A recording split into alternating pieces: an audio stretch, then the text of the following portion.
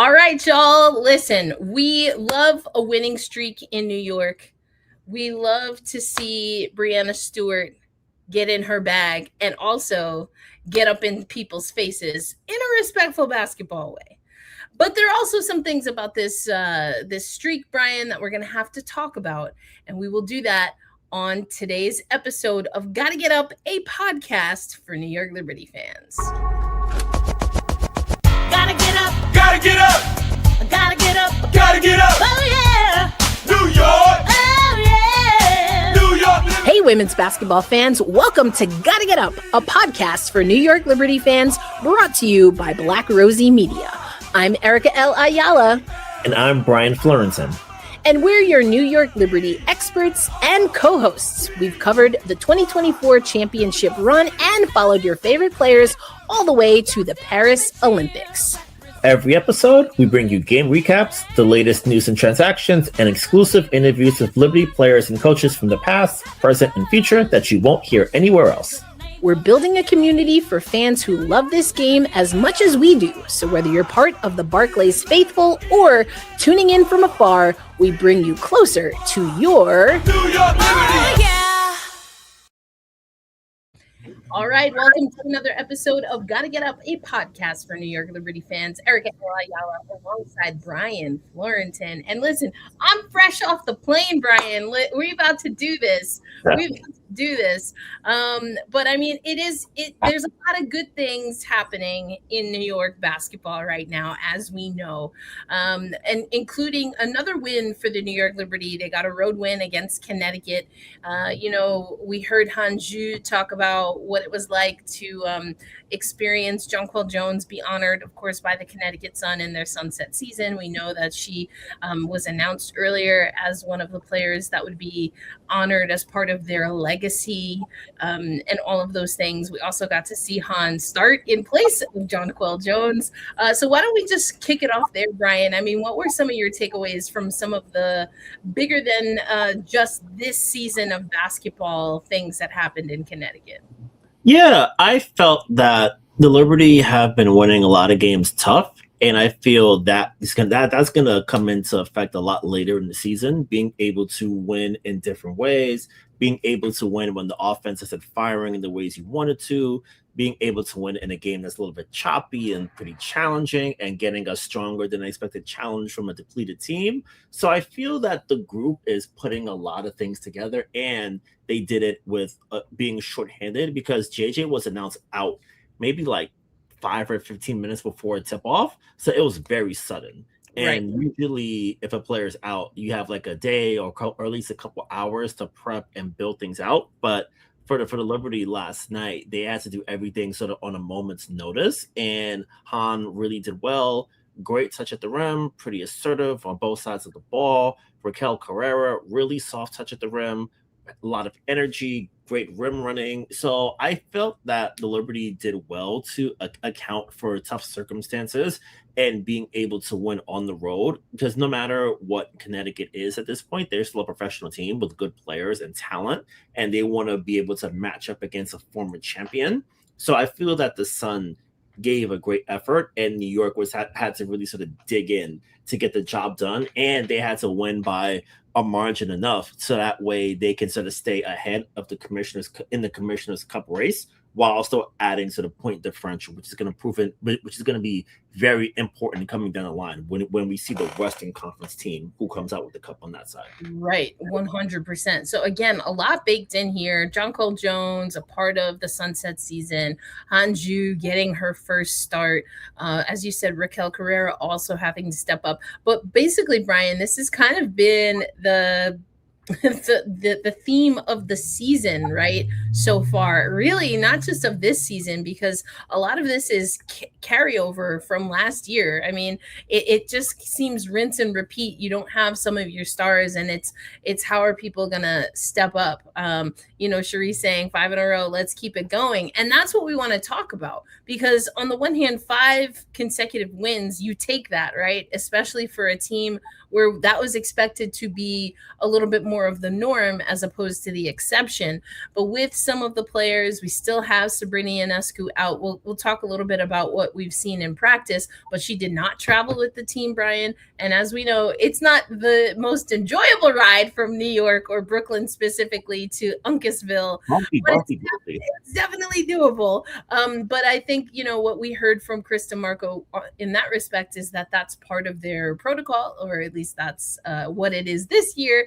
And why have her travel unnecessarily? I kind of understand that.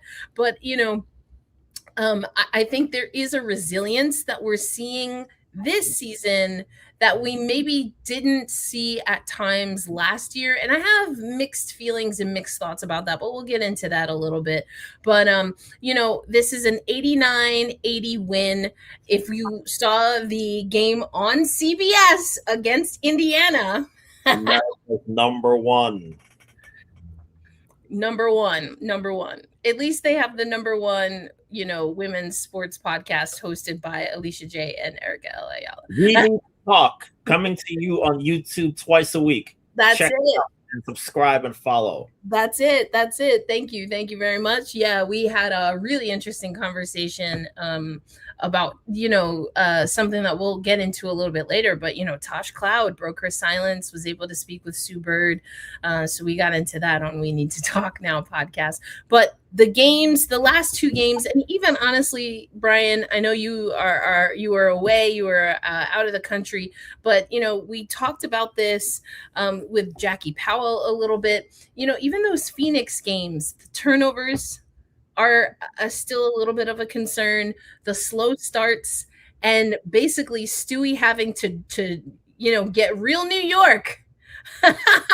That has been the difference. And while I love to see that, Brian, I do think that there is still a fair question on the table, given the way the New York Liberty have been winning. And yes, we know the injuries. Yes, we know there are some people transitioning to this level of basketball or getting reacclimated.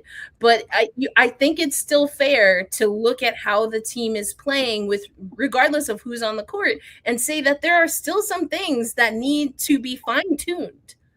Yeah, I think definitely the turnovers are the big problem for me, because even last night, I think they had about 7 turnovers in the second quarter against Connecticut. And when it gets like that, you turn what could be a 20-point win into something that's a lot closer, and it's a 2-3 possession game. So you're having to sort of like burn and expend a lot more energy than you would under the most optimal circumstances.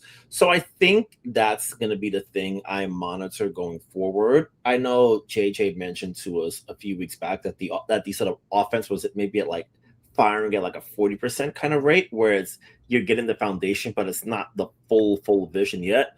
Granted, she said that when Satu wasn't playing and suiting up, and I think Leia was still gone at the time too. So it's getting better now. So I think for the group, the next few weeks will be very beneficial in sort of ironing out a few more details, because I think the ideas they have are fundamental as far as getting to the rim, looking to really get downhill a good amount, good off-ball movement. Beck Gardner has been really good as far as getting into the rim and insisting her way to the cup.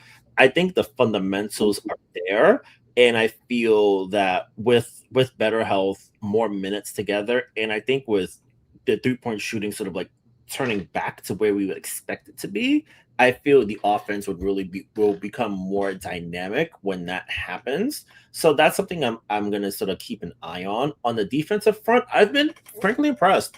I know when I came back, I had missed the big run. Like, I caught some highlights of the big Phoenix run, and one of the things they've been doing a lot is zone. And against Indiana on Saturday night, they pretty much did the entire fourth quarter doing full court zone press, and it completely bedazzled and bungled up what Indiana was doing. And then New York was able to sort of get them discombobulated, and then their experience and their poise drove the victory home for them. So I feel that game in particular, especially against a team that is expected to be a championship contender, even though the Liberty game was a little bit choppy and it was a little bit rough and rugged, they were able to figure it out gradually. They kept their cool while their opponent completely melted down. They took advantage of missed layups, bickering, all those kind of things. And you saw where a team that is, I think, heading a step above where the Fever are, and they have the best player on the court in Brianna Stewart, you see the difference there. Whereas, oh, okay, my shot isn't firing, I can hit threes. Okay, whatever. I'm a little bit pissed off. That's fine. What am I going to do? Put my head down, get to the basket, make the officials have to call something, because for as much as we sort of like grouse about officiating, they really don't want to be felt and seen if they can help it, because they want to sort of blend in the background. They want to be the potted plant in your room that you don't really think about too much. So if you're able to insist and draw contact and not sort of be in a situation where you're embellishing and it's actual fouls they have to call, you put the onus on them and you give yourself that opportunity. And all their free throws are hitting. Pauline was tremendous. She made a lot of critical plays. She brought the game home to the finish line when she went by Caitlin Clark in a couple of possessions, really took it to her. And on the other side, when you draw those fouls, players, especially star players, don't want to foul out because they keep their hands in their pockets. So you, as a smart player, oh, okay, your hands in your pockets, I can just go by you every time. And that's what they did. So you see the experience, even though Pauline doesn't have WNBA experience, she has basketball life experience. And she's been around long enough to know, oh, okay, I can just go by you. Like, you're not going to defend. You're not going to foul. Okay. I'm great at getting to the rim. I can do that. So I think the fundamentals are there for this group. And I like that they've been tested throughout this winning streak. I feel like that's going to be the thing that really drives it home for them, because it's good to get challenged early, because you know what works, what doesn't work, what you can do better for next time. Because Portland, they had those mistakes late, and it cost them a game that they frankly should have won. The first game of Portland, they should have won that. And then now you see, okay, our execution is a little bit better. We can still improve in some areas, but when it gets down to it, I know, hey, I've got the second best player in the sport on my side, and you don't, unless you have the best player, but we won't see her for a good while, so we ain't got to worry about that. But everybody else, we got the best player on the court. So I like what they're doing. Yeah, I think there was a lot of grit that we've seen. Really, it started with the kind of mini series against Phoenix. I didn't think the grit was there for Portland. I do think those Portland games kind of pissed them off and woke them up a little bit. But talk about being PO'd. I mean, specifically thinking about the Indiana game. I mean, Brianna Stewart was doing, one of those tonal walks off the court and was like, yeah, we got, I'm paraphrasing here, but she was like, yeah, we were mad. Like, we were pissed. And you could see that there was a dust up, that made its rounds where she was, getting into Coach Wade. And, those are the things that happen in basketball. We know that Stewie doesn't necessarily have a habit of that, or at least not what we see publicly. And y'all, I feel like if you've been watching the show for a little while, then you know how I feel about it. You need some sandpaper. There it is. You need some sandpaper. Go to your local hardware store and get you some sandpaper. And that's what Stewie is bringing. And I love to see it, because when Jackie Powell was on with us, Brian, and we've talked about this before, but Jackie mentioned that when the team thinks about, specifically Stewie thinks about this team, and JJ also, they don't maybe have, at the time we were talking, maybe don't always have a sense of what the actual culture and identity is. I think this is a team that we're seeing in real time figure that out. But what Stewie and JJ were saying that they hope it will be is that it mirrors New York. And you have to have sandpaper in your game if you play for New York. I don't care if you're playing bowling, pickleball, basketball, hockey, like, get you some sandpaper, put it at the bottom of your feet, because you got to play with sandpaper. And I think we're starting to see that. Pauline, I think, was a great example. She was getting her hand caught in the cookie jar early in that game. against Indiana. And you could see that there was at times some frustration. I do think the fouls that she had, I don't recall thinking, I mean, maybe there's one or two where I was like, y'all could have let that go. But ultimately, I do think that she's going to have to work on body positioning. And, she has a little, just a scotch of what we see Maureen Johannes sometimes struggle with, which is, again, getting your hand caught out there. That being said, Pauline, for me, other than Stewie, because she was on a whole nother level of sandpaper, right? Everyone else is out here with the little pieces of paper. Stewie had the glasses, the power tools, and was like, you know what I'm saying? But other than Stewie, I think Pauline adjusted the best. She capitalized the most. I love this comment. We put this up earlier. Cherie saying Pauline was cooking CC, but I think it goes to what you were saying. She was taking that opportunity. In the fourth quarter, Aaliyah Boston and Caitlin Clark, 5 fouls. Mm-hmm. So what do? As a basketball player, you attack. Attack. You have to. Al saying also New York zone is lethal and effective because of their length. Exactly. Now, this is where the mastermind Jonathan Kolb matching or having a coaching staff that is going to match that and go to a zone and have this team play scrappy, because yes, the defense has been better. And I get the sense that whether it was Stewie, whether it was DeMarco, whether it was somebody else, it was like, if we do this zone trap, don't get caught out there, because then it's right to the rim for the other team. Mm-hmm. So if we're going to do this, you have to commit. And if we commit, we win this basketball game. Like, in my mind, that's how the movie played. You know what I'm saying? Like, in my mind, that's what the conversation was, Brian. Yeah, and I think to Al Page's point, I'm still thinking, because I always wonder how effective you can be rebounding in a zone, but they were bad on rebounding last year, 10th, and this year they're 4th in rebounding, so it's clearly working. And I think they're 2nd in defensive rebounding percentage. I have to double check, but I think last I saw that's where they are. So they're completing the possessions, because that was the problem they had last year. You'd play great initial defense, but let up an ill-timed offensive rebound, second, third opportunities, and then you eventually get burned. This year, they've done a lot better at that, to their credit. So I feel that being able to complete possessions has really helped give them a lift, and it's sort of really taken a little bit of stress off of them, which is very valuable.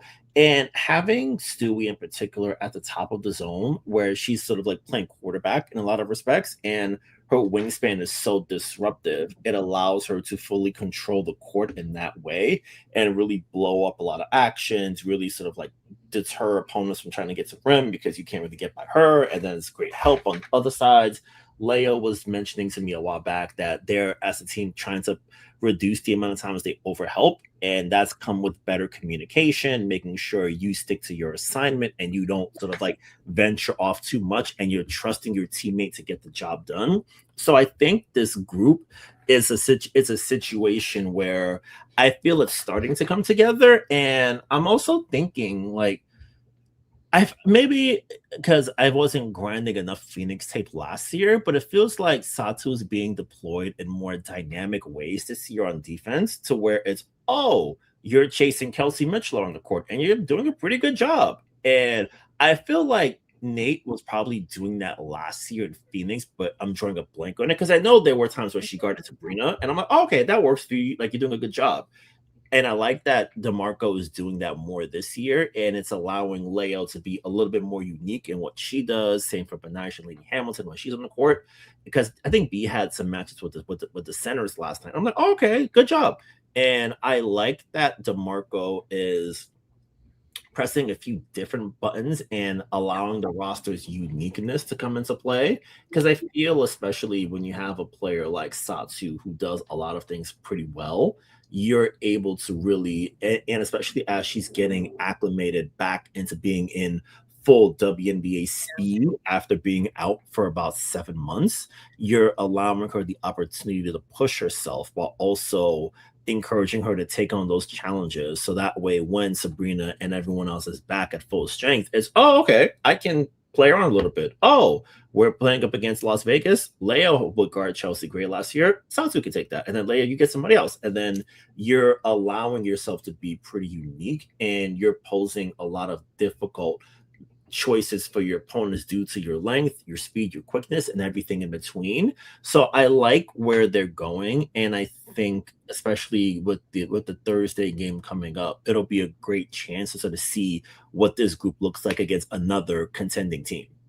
Yes. And we're going to get into that schedule. If you're in our Slack community, we had some really great comments about that. And that's why we want to talk about, the complexity that is the New York Liberty right now. Things have definitely gotten better. 8-4, above 500 as far as a win percentage. You'll take that. Right now, sitting at the top of the table when it comes to the Commish Cup, the Kathy Cup. And there are some tests here. I want to go back to something that you said. You referenced Leo, and I believe we've played the audio and talked about Stewie saying something similar on the defensive side. And I even clarified, because I was like, all right, Stewie, just to make sure I'm hearing you correct, are you saying that what the goal is this year is to not have to call help over defensively and just go straight 1v1 and be on your mark? And she was like, yes, that's what we're doing. So I love that you brought that up again, because I do think that there were times, even in the start of this 5-game win streak, where they weren't doing that. Even in the Indiana game, in the Connecticut game, there are times where you see they blow the defensive assignment. There are times where the person with the ball is driving and nobody picks up ball. And so those are the growing pains a little bit. And the zone, implementing the zone, and we saw Sandy do that a little bit at times, right? But implementing the zone, it allows you to settle a team down. A lot of people feel that zone is rudimentary when it comes to basketball, just overall, especially at the pro level. But I think it's yes, it is foundational and it's going back to basics, but in a very intentional way. But also what a zone does is it takes away a lot of space for the opponent's offense, or at least in theory, right? That's what it's supposed to do. So it's slowing things down for your players thinking on the defensive side, but of course also for the other team. And what I also like that you mentioned, and you were talking about Satu, but if you looked at that fourth quarter in the Indiana game, I don't want to say it was switches. It wasn't really focused on switches, but it was getting a post player up on the guard and attacking them. And it wasn't necessarily a part of the trap, but it was if the team, was able to bring the ball up in the half court, that the Liberty had Satu or Stewie or even at times JJ just absolutely blitz the quarterback. Yep. In a manner of speaking. So think about this. I don't really know so many things about football, but I do know that usually on defense, right, the big dudes are in the middle, and once they come and try to attack the quarterback, then that's when you have your quarterback, your QB scrambling, right? That's almost what they were doing at times. They didn't do it the whole fourth quarter, but there were key times where it seemed like they were focused on getting a stop, where they were like, and I've seen it in the comments a few times, we're using our size, we're using our athleticism. I also have critiqued this team for maybe not being as athletic as I would like them to be at times. And there's a conversation to be had comparative to the field, right, to the WNBA on that. And I do think that, I don't know if they listened to this pod or been looking on social media, but this team pulled a Nika Mule and they were like, I could guard. I can guard the three. I'm athletic. And I think we saw that the Indiana game was a really gnarly game in a lot of ways, but it was like what is the term? What is the term that most deaf used to use? It's like ugly beautiful. That's not exactly what he used to say, but it's something that it's like, yeah, if you look at it one way, it's gnarly, and because it's so nasty and somebody's got to figure it out, that's what made it such an exciting game. And the Liberty ended up on top, so of course we're gonna take that dub and we're gonna call it a good game because it was a transformational game. It was a game that I think really showed this team what it takes to play in New York with the high standards that the franchise has and what that looks like within their actual roster, because it's inevitable when you are playing for a New York Liberty squad. A lot of the drama, Jackie and I talked about it, that happened with the old guard, Sandy Brondello, and Jonathan Kolb, the conversation with Jonathan Kolb and Natasha Cloud. Like, there's a lot of stuff that comes into this season. And for me, the Indiana game was a turning point because it looked like a team that was like, and I know some people don't like the cheer, but it was the we all we got, we all we need. It was them deciding who they were going to be. And that is exciting for me.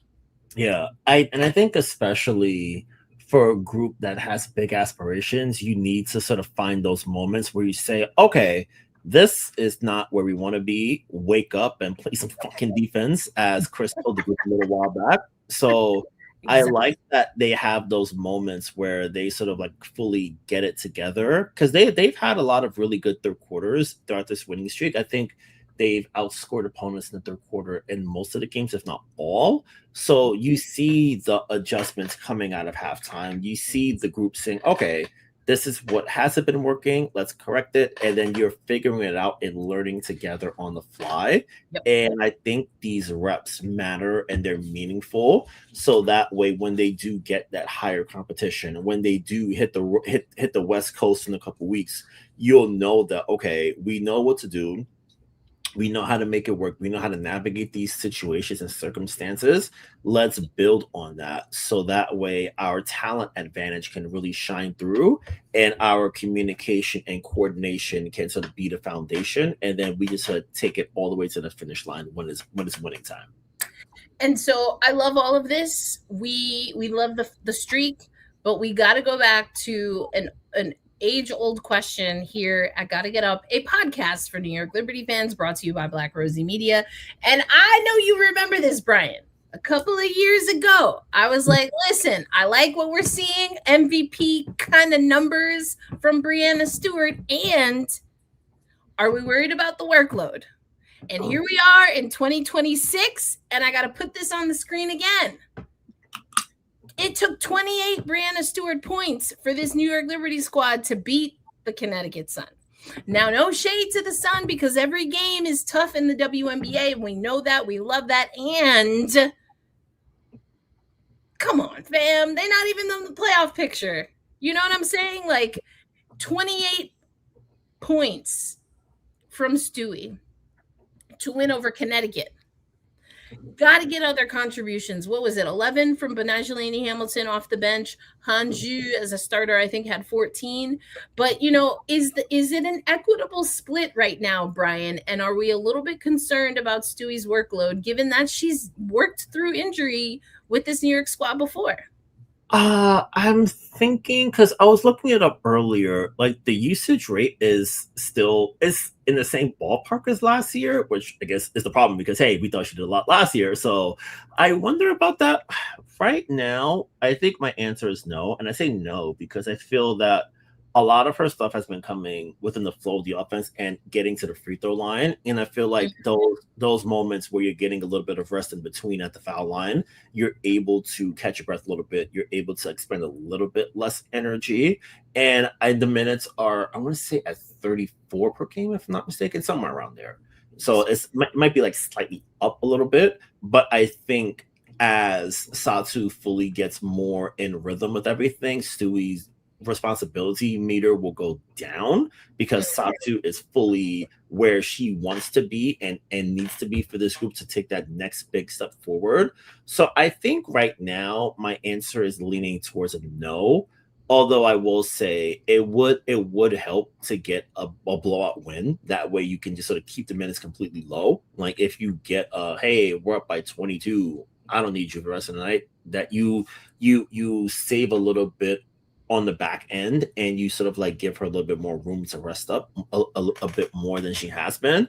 But I think right now, with the way she's been deployed, with the way Chris is sort of like using time to sort of like buy her as much rest as he can, really sort of like going to different players in the court, having players like Pauline take some role on the offense, her getting to the rim a lot. JJ, when she's back, she's fully dialed in and engaged on both sides of the ball, so that's successful. But now she's just working her way back to where she wants to be. Leo, great cutting off the ball, all those kind of things. I feel Stewie's responsibility level, I would put it at like a 6 for me right now. Mm-hmm. And I think as everyone gets back, and then once Sabrina is back doing real work with the group and not sort of doing the ramp up 5x5 kind of work she's doing right now, I think Stewie's responsibilities will go down even more on offense. And then that way you can sort of like entrust her to continue quarterbacking the defense while everyone else takes up the offensive slack for her. Yeah, and I think, usage is important. Yes, getting to the free throw line was huge in that Indiana game. But you know what else that you have to think about? And like people try to play Stewie. Listen, yes, this is a podcast for New York Liberty fans, and I got 2 working eyes. The only person in the stratosphere with Stewie right now who's healthy and playing games, because I'm thinking probably a Nafisa Collier. We got to see what Collier looks like coming back, is Asia Wilson. And I will not be explaining any further. I will not be taking comments. If that is not something that we as basketball, as WNBA women's basketball fans agree on, then I don't know what women's basketball other folks are watching. Stewie is one of the best 5 players in women's basketball, and she's not 3, 4, or 5. Period. Did y'all see? I just want to enter Exhibit A. I don't have the clip, and also we're not trying to get fined or sued. Copyright man, stay away. Did you see? Stewie had the ball. She sees Maisha Hines Allen in the paint.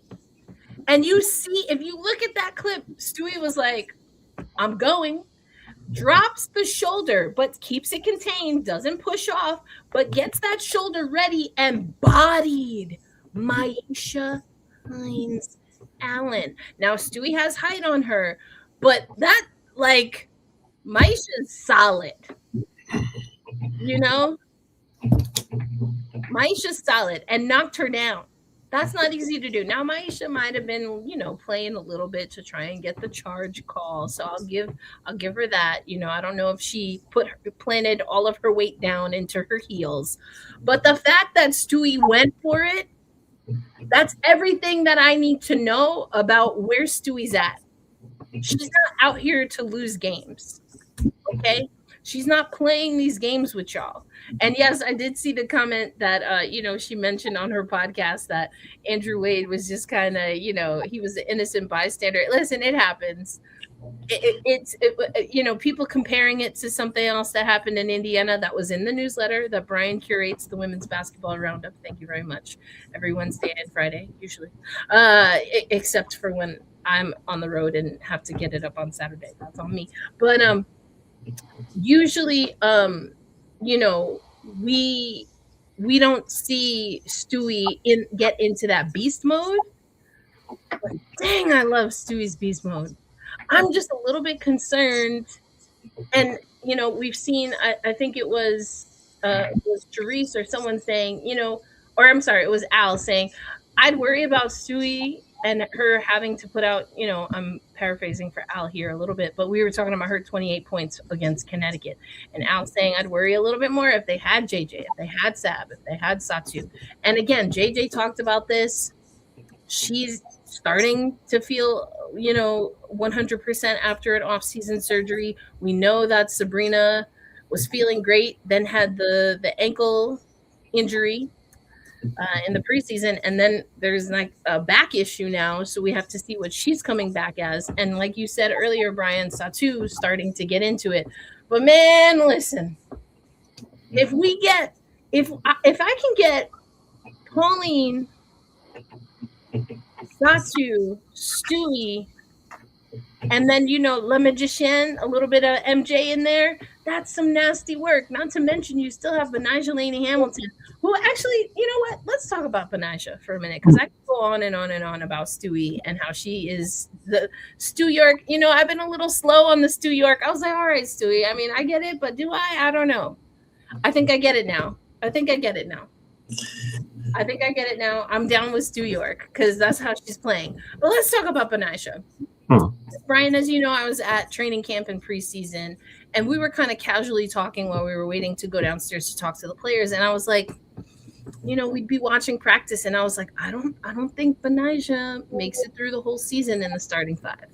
We knew Leo was coming, and I just think with the starting five, those two are not a like for like, but they're the most, if you're going to switch out people, it's likely going to be those two. I don't think we're going to see a starting lineup where those two are in the starting lineup when everyone's healthy together. But, we know that Benijah has been dealing with some things off of the court. We know that she also is coming back from injury. Brian, what do you make of Benijah Laney Hamilton playing this kind of first off, or first off the bench or first in the reserve, as opposed to Benijah Laney Hamilton being in the starting lineup? I think the reserve role works for B in that since Leo has a bit more length, it allows her to be a little bit more disruptive on the defensive end, and Leo is great on ball as well too. So you have a boost on the defensive side with her, and then when Benijah comes in, she's a great defender in her own right, but in a different way. I feel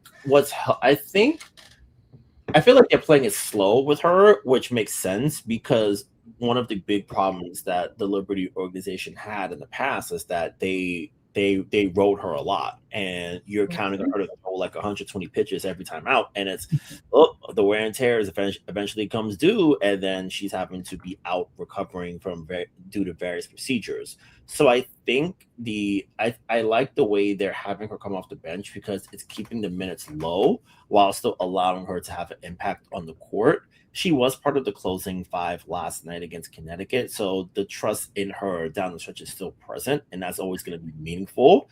And I think for her, it's a situation where I think playing it safe now is best because you have players like a Beck Gardner who can play those minutes and who can really take on a big role, especially in the early to mid parts of the season. So I like that DeMarco is figuring out what a rotation looks like and making sure that B is still getting her touches, still getting those minutes, while not having to overburden her and sort of like encount and sort of trust her and sort of force her to carry the load in that regard. I think that's where putting a good roster together is so meaningful for this group because you're not having to entrust all of your perimeter defense to one person. You have players like Afibic, you have Gardner, Beck Allen when she was in the rotation, Satu's getting there, Stewie does everything well. So you have a situation where you don't have to entrust. It's not like 2023 where the only positive perimeter defenders were Benijah and KT. You have a lot more to work with this time around. And within that increased versatility on the perimeter, it comes with giving your wings, especially one who hasn't been healthy and full strength over the past couple of years, buying her more time to sort of rest up. So that way, when she is in the court, it's full go without having to think to the back of my head, oh, I gotta sort of like slow down a little bit or lest I push myself too hard. Now you can just do what you do and you won't have to play 38 minutes and chase around, Jackie Young, chase around Kayla McBride, do all those kind of things. It's a little bit easier this time around, I think. Yeah, I agree with you. Again, writing on the wall here. Is it a situation where that's permanently her role, especially if she stays in New York? I don't think we know the answer to that yet, just because there's a lot happening with Benija herself. There's a lot happening with the New York Liberty. I do think, and we again touched on this a little bit with Jackie Powell, but there seems to be, or at least a couple of weeks ago, Brian, maybe a little bit of a frustration or kind of that limbo phase again for Benija Laney Hamilton. And I say again because, Brian, you remember we had this conversation when Sandy was the coach, and Benija talked openly about having to have a conversation and a sit down with the coaching staff and wanting to have a conversation as it pertains to, what is my role? What does that look like? But also advocating for herself. She doesn't want to be known as just a defensive player. She wanted to have that full range and really get into her bag. And to Sandy's credit, we did see Benija's role evolve when it was able to, because there have been times where, because of injury or just because of the design of this roster, while Benija's been here, Benija needs to be that defensive option. And I think we're still kind of seeing that. I know there was a comment here earlier. I'm not going to find it right now, but, mentioning that if we look at Leonie Fiebig, and someone did say this in the comments, they noted that, and Brian, you did this also, that we're pronouncing Leo's last name different. I'm just getting it closer to how she pronounces it, specifically in the Project B video. I was like, oh, we've been saying it very American. So always try to do that. But anyway, I do think that Leo and Benija, they give what this team desperately needs in addition to what Stewie gives defensively. Because Jonquel Jones, and some of this, it sounds like, is just her getting back into her body with little injuries here and there. But the defense is not always where I expect it to be for JJ. And sometimes that's the truth on the offensive side too, but I think that's, again, a little bit giving a little bit of grace on that side. We know MJ's been working on that. We know Sab has been working on it, but there are still things that other teams are going to target while they're, getting on the up and up.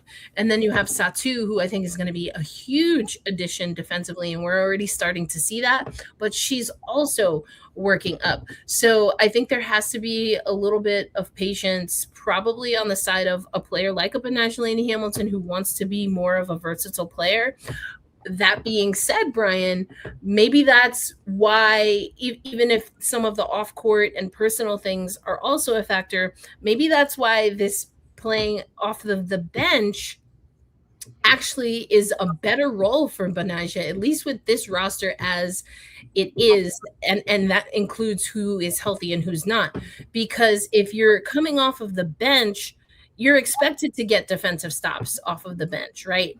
And the bonus is bench players that can get you points as well. And it's not always, usually it's one or the other. It's not always both and, but that's why we have like 6th player of the year awards, like a Dearica Hamby or a Jewel Lloyd, or players that can be starters and have been, that shift because of the roster as is and their capability to commit to the game plan. So I think this is going to be good for the New York Liberty, and especially for Benija Laney Hamilton in the long run. I hope that it continues to be an open conversation, because it sounded like there maybe was a little bit of a rift early on. That's something, though, that we've seen Benija advocate for herself. So I'm okay with it. I love what Jeremy is saying here. Benija is the glue on the perimeter defense. She's also one of the best two-way players when healthy. She needs to be the starting 2 guard right now. Now, that's interesting, because especially without Sabrina, I do think that there is something here, and Maureen Johannes is getting significant minutes, Brian. But I'm not against that, and I put this in our Slack channel earlier. There are times where, and you mentioned Beck Gardner. I think Beck Gardner, she falls into this conversation more on a broad strokes perspective, but I want to narrow in on Maureen Johannes. Maureen Johannes is a player that is quite literally magical. right? We call her Le Magicienne for a reason. She's electric. She can get shots in quick succession. She passes very well and in an entertaining fashion. Again, I just mentioned that defense is a little bit of an area for growth, right? For MJ. I also think that we know, especially in the Sandy era, that confidence and getting her out of that shell. She's very a self-proclaimed shy person, and sometimes that also seeps into basketball. So I think getting Maureen Johannes these minutes, even if they don't look so pretty right now, is important. And actually, Chris DeMarco said this early to us, right? He was like, I forget exactly how the question was framed, but the question was almost framed in a way where it was like, well, how do you deal with, the turnovers, or some of the passes that are thrown away, while also knowing what she can do. And Chris DeMarco did it in a very polite way, but I'm a New Yorkify it. He was like, hold on, wait a minute now. What we're not going to do is talk about MJ like that. I know who MJ is. We know who MJ is. We know what we need from MJ. And yeah, she's got work to do just like everybody else. Don't worry about it, sweetheart. She's going to be fine. Like, I don't know. Like, that's what I heard him say. I don't know exactly what he said, but that's what he said. Yeah. I think for Maureen, the confidence piece matters so much, because I think sometimes you see her sort of get in her head a little bit and beat herself up. So I think the team has really been deliberate about making sure she doesn't have those moments where she sort of sinks into herself. Because I feel, especially for a starting two guard, you need to sort of like have a super short memory, because if you're cold a little bit, you don't want to be in your head too much and thinking, oh, I can't shoot because I'm not hitting right now. I'm getting this open look, but I'm going to make that extra pass and not take a wide open jumper in the flow of the offense because I've missed my pass too. So I think having that in Maureen, where you're always encouraging her to just take it when it's there. Don't second guess yourself. We trust what you're doing, and we trust when you have the ball, you know what you're doing. So I feel they've been very solid about that in that regard. And I feel as she continues to play this season, and as she continues to start in the interim while everyone gets back to full strength, you're having a situation where when she does return to the bench role, she has that confidence because she succeeded already as a starter. And I feel for her, you're going to need that, because there are going to be games later when some of the starters may not have it. And then you, as a microwave scorer, you're confident, you can get your shot going whenever you need it to. You're walking in fully sure of your powers and not second guessing yourself or afraid that you're going to trip up, make a mistake, and get benched. No, just play your game, and then we flow from there. That's exactly it. And that's why I wanted to talk about Maureen Johannes. I'm with DeMarco on this. And I mentioned this in our Slack channel. For those who want to join our Slack community, make sure you are subscribed to the Women's Basketball Roundup. That's how you get access these days. Go on and do that. But, I'm with DeMarco, and it's something that I've talked about before that I kind of wished Sandy would have done a little bit more, especially last season for Maureen Johannes and for Beck Gardner. We know there were so many injuries last year. There were minutes to be had. Now, I don't think it needed to be like an overkill. I don't think either one of them last year was going to get 25, 30 some odd minutes per game. I don't think that was going to happen necessarily. But even Izzy Harrison, right, down the stretch. But what we do know about Sandy Brondello, at least in New York, and probably, in Phoenix as well, is that she believes in getting her starting five, her core, good to go, to the point where everything is muscle memory, everything is shorthand. They are communicating at a higher frequency to the point where there are no words that need to be. That's what Sandy wants. And there's value in that. Mm-hmm. There is also value in what we're seeing now.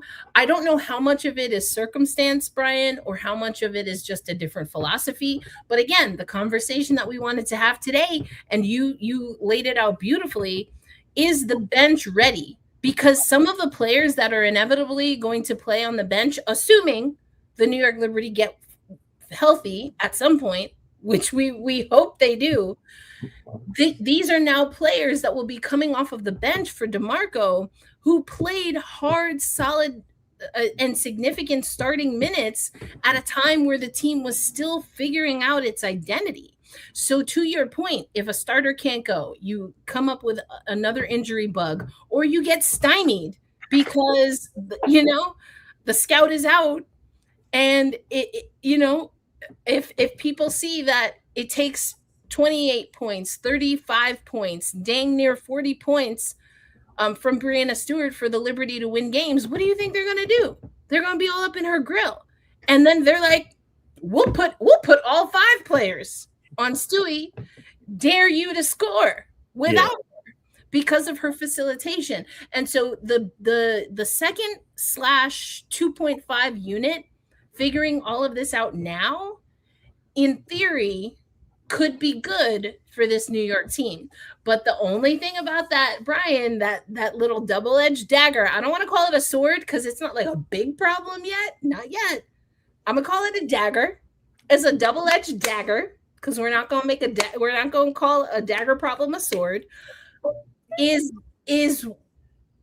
what happens if the way they're winning now is not enough for them to stay in a top 5 position. Because right now, here's the situation.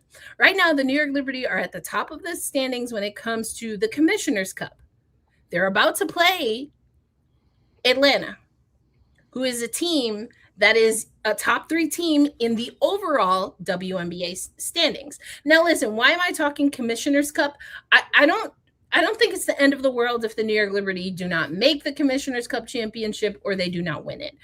I'm sure they would want that money. I want that money for them, but it's more about a barometer. Yeah. And the Commissioner's Cup is a great barometer because you are being judged, you are being tested by teams that are in the Eastern Conference. And right now for the New York Liberty, the test that they have ahead of them is Atlanta. And I think this little mini series, this little mini kind of tournament within the season is a good test, and it's a good short-term goal setting that the New York Liberty can do, Brian. So they're in good position, even though they have not played their best. And I'm talking about, let's put the injuries to the side. Let's put Stewie's, hype words and her just will to win to the side. I'm talking turnovers. I'm talking shot selection at times. I'm talking, are we getting the ball to Jonquel Jones when she's healthy? Is she getting the ball in the paint? Is she staying in the paint? Those are the things that this team can control, and they're not consistent with those things yet, Brian. Yeah. So now, how do they push? Again, and the Commissioner's Cup is a great small little, sample size and a tournament within the season for them to do that. What do you want to see from this New York Liberty squad, knowing that they do have a Commissioner's Cup game against the top 3 team in Atlanta? Yeah. I think for Thursday, what I want to see is, can their success on the boards this season translate and continue on? They had a lot of situations last year where their poor rebounding cost them Game 3 against Phoenix, in fact. And being able this year to be better on the boards is going to be very meaningful.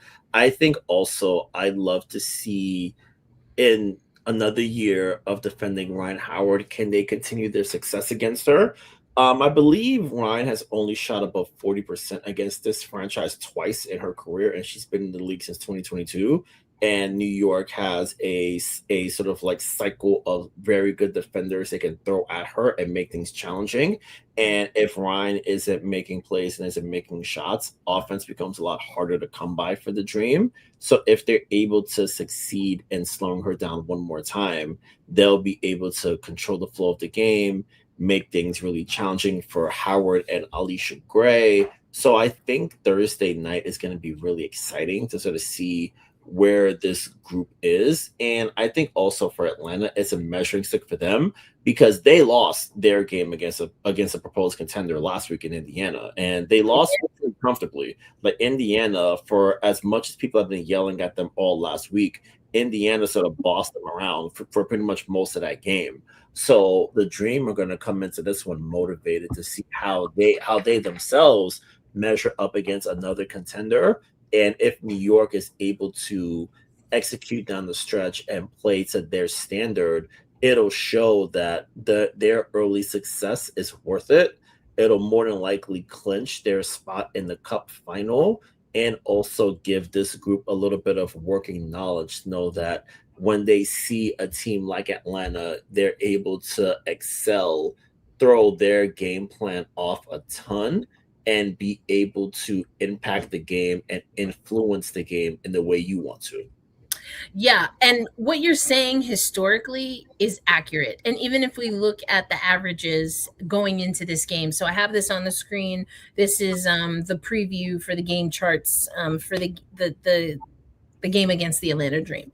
The points are roughly the same with the New York Liberty having the advantage, 87.3 points per game to 85.5 points per game. And also Atlanta just beat Chicago as we're recording this. Now the rebounding is also identical, but here's the difference for me, Brian, and why the sandpaper element comes into play. Because getting rebounds against a team like Atlanta, a scrappy team that has Angel Reese now, that's a different beast than what the New York Liberty squad has taken on so far. Yes, they've played Connecticut. So you've got Reagan Beers, you've got, Brittany Griner, and they've played Indiana. So that's Aaliyah Boston. But I just think this Atlanta team is a different look because they've played also teams with a quick backcourt. But I think I don't know that they've quite played a team yet, Brian, where I would say that they've kind of got a little bit of everything, and not just one or two players, but, they've got 3, 4. They've got a little bit of depth and things that can challenge some of the areas and the weaker points of this New York Liberty squad. So I think it's a great matchup. Just like I thought Indiana was going to be a great matchup for New York and vice versa. New York was a great matchup for Indiana, and Indiana was a great matchup for New York. And we saw that was kind of a knockdown drag out. That was a knockdown drag out. I think if both of these teams pester each other like they can, we're going to see another knockdown drag out. And that's where the boxing out, the rebounds, the turnovers. I think Atlanta, more so than any other team the New York Liberty have played to this point, because we're about a quarter of the way, right, Brian, through the season. I do think Atlanta can make them pay for those mistakes in a different way than any team that they've played before. Yeah, and I think especially with the talent jump compared from Connecticut to Atlanta, you have less margin for error, and making the mistakes you made in the second quarter on Monday night won't fly, and especially on the road in Atlanta. If they're able to keep the turnovers down, they'll be able to really push and make their presence felt on the inside. JJ is expected back for Thursday, so she's only missing one game. Fingers crossed. So that gives Atlanta another player to worry about on the inside. And I feel JJ has done a really good job of controlling the interior and making her presence felt in that respect. Yeah. So there's a lot to dig into, and I think there's a lot for New York to sort of like focus and hone in on for Thursday night. And I think if they're able to keep it close throughout the second half, their experience combined with Atlanta's lack of success in crunch time from last year, maybe that can come into play for this New York team. And because the Liberty themselves came back from down 19 against the Dream last year, and they were able to melt Atlanta down when it came winning time in July of 2025. So now for New York, can you stay close enough if you're trailing to where you put the pressure all on Atlanta, who has a lot more to prove than you guys do. So it'll be interesting. I think it's going to be a great game. I think it's going to be great too. There are some things that I had on my mind with respect to Atlanta, and then also just moving forward, because the Liberty do have a really interesting section of games coming up, like their schedule. They're playing teams that are above 500 here, but I love it. This is why I love our community, Brian, because I don't even have to ask the questions because they are already in the chat. But if you have not already put any questions or comments that you want, go ahead and do that now.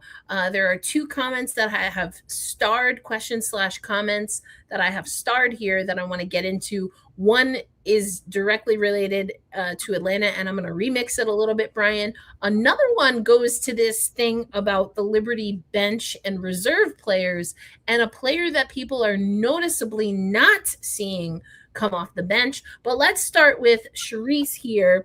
Is Sab playing on Thursday? One, that's the question, Brian, but I want to give a little bit of context here. What have we been hearing with regard to Sabrina Ionescu? Because again, she did not travel with the team to Connecticut. So what's the word on the street? And is it even possible that she will be ready for Thursday?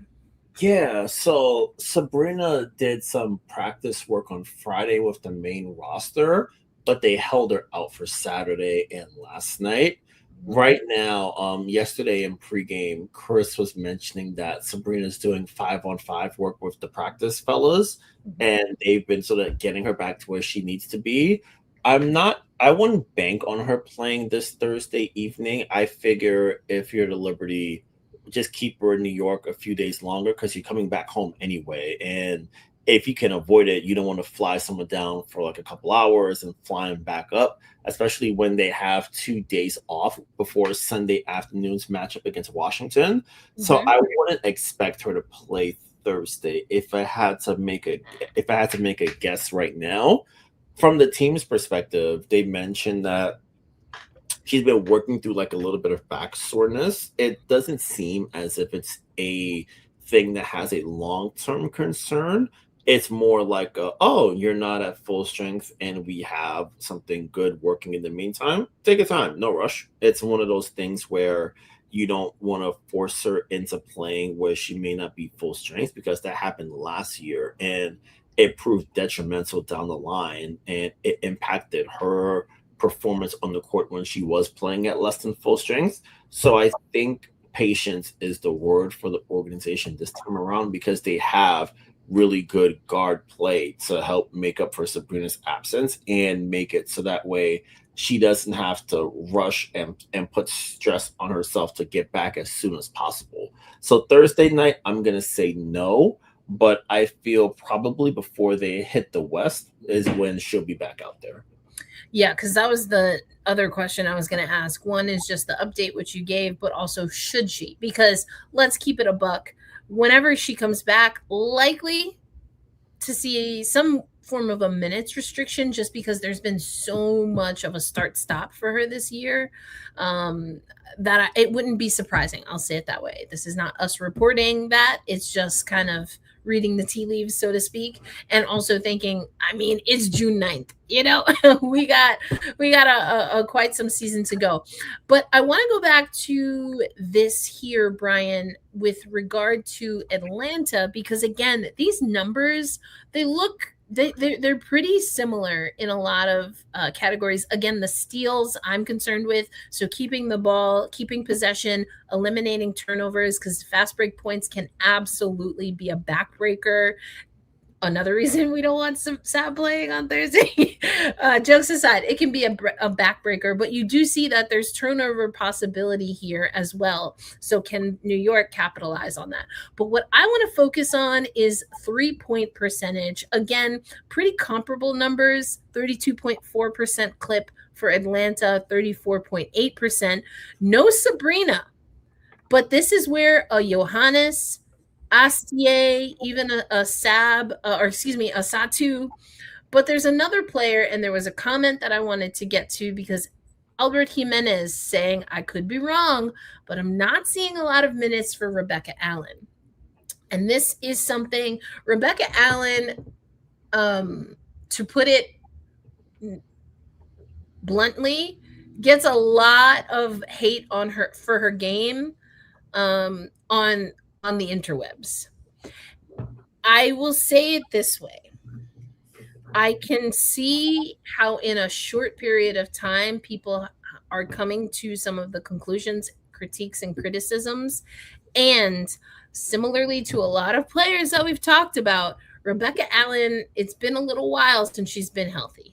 Yeah. And a healthy Beck Allen is precisely a player, Brian, that I think can be a differentiator when all things look, if not exactly equal, pretty similar against an Atlanta team. Now, what do I mean by that?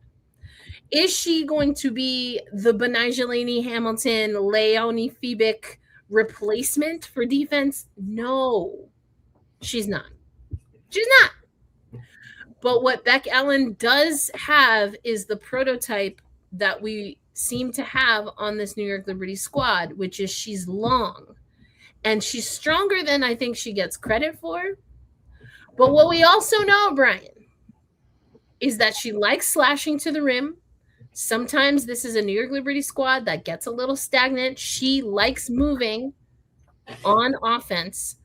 And another thing is she get her the ball in the corner with enough space and time, and she'll drill some perimeter shots for you.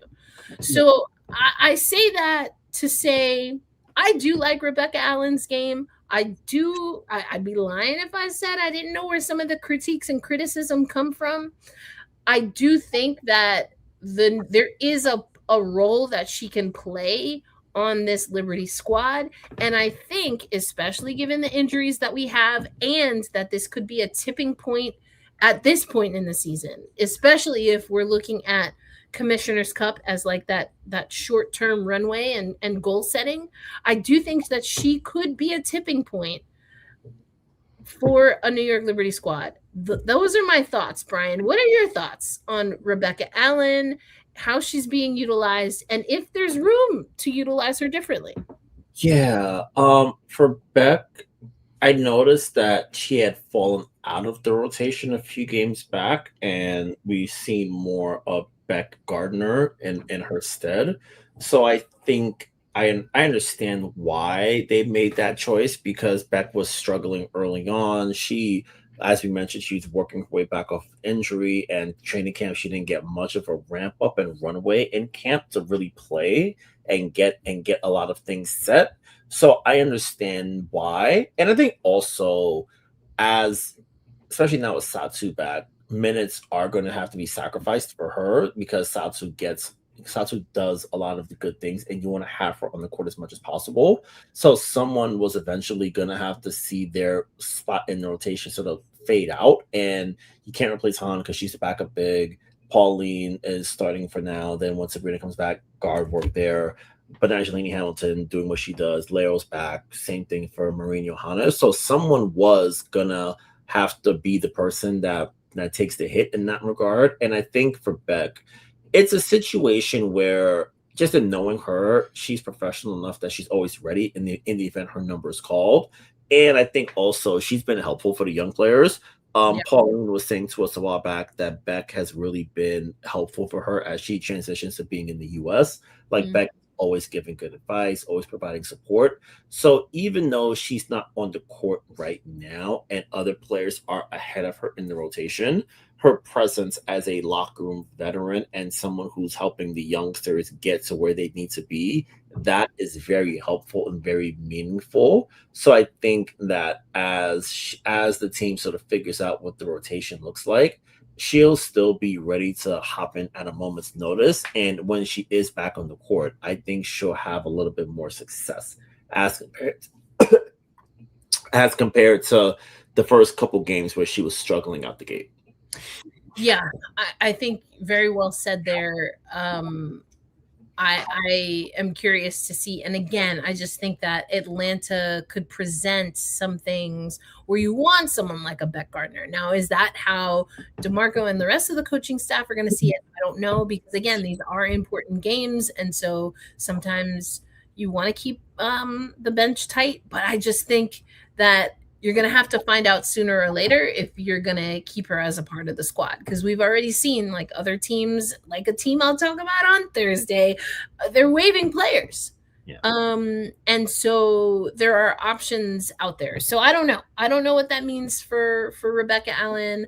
I would like to see her, get another stab at it. I think there is a role that she can play. All right, we are going to Damien. Hey, Damien. Now, Brian just talked about this. She is not playing yet. And our opinion here on Gotta Get Up, a podcast for New York Liberty fans, is that she likely won't play on Thursday. Now, this is not how I thought we were going to end the show, Brian, but we are in the fourth quarter. So I guess it's clutch. These are clutch minutes, right? Mm-hmm. Aloysius from the logo that is on a meteorite orbiting Saturn or something.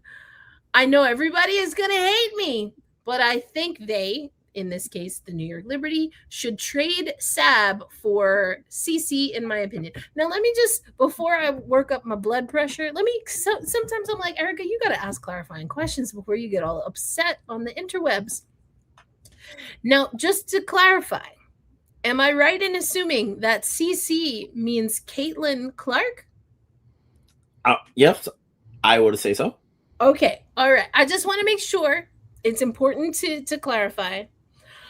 Brian, do you want to go ahead and take this one first? And sure. Get at it.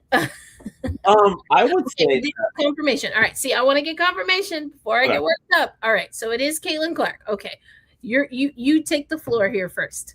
All right. So I feel I guess the person who would say no to that is Indiana. Indiana is, I feel, for as awful as a month and as they've been having, I don't think they'd do something like that, because I feel that they see her as the franchise and the person that drives everything in that state right now. So they'd say no on the business personnel front. State. Like the Pacers was down. The Pacers was down this year, so I was like, Indy could use a little bit of help. And for the on court of it, I think it's a situation where this year Caitlin's money is low compared to where it's gonna be, because I still got to figure out this epic provision business that the CBA has. So she's gonna be due up to get paid pretty soon, and I know for Indiana, they're going to want to reward and maximize and build off that now, because especially as the CBA rises, the top tier players are going to get more expensive.